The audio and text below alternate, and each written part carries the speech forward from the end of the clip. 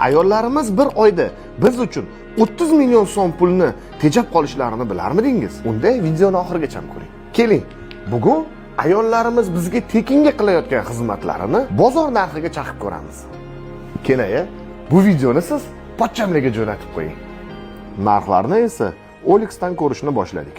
Ishni bolalarga qarashdan boshlaymiz. Bolalarga qarash uchun hozirda enagalar o'rtacha 6 million so'm olishadi. Sizdan oila a'zolaringizdan qolgan idishlarni, kirlarni va uyni generalniy uborkasi uchun o'rtacha uy xizmatchisi 10 million so'm pul oladi.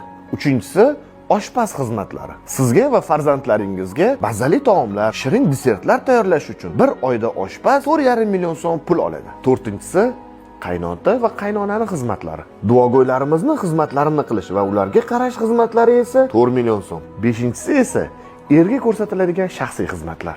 Erni kasal bo'lib qolganda unga qarash, narsasi yo'qolib qolganda uni topib berish va qolgan shaxsiy ehtiyojlarini taxminan bir oyda 6 million hisobladik. Oltinchisi esa mehmon kutish. O'rtacha bir oyda 4 marta mehmon kelishini hisobga olsak, har bir mehmonni kutib olish 200 ming so'mdan. Demak, bir oyda 800 ming so'm bo'ladi. Biz erkaklarning ko'zimizga ko'rinmaydigan bu xizmatlar 31 million 300 ming so'm pul bo'ladi.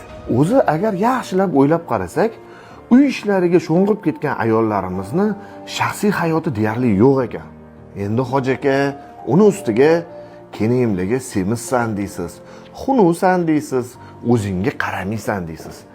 Keling bir hisoblab ko'raylik. Bir oyda kenayimlarga nech pul xarajat qilyapsiz? Sanab o'tgan bu xizmatlarimiz hali hammasi emas.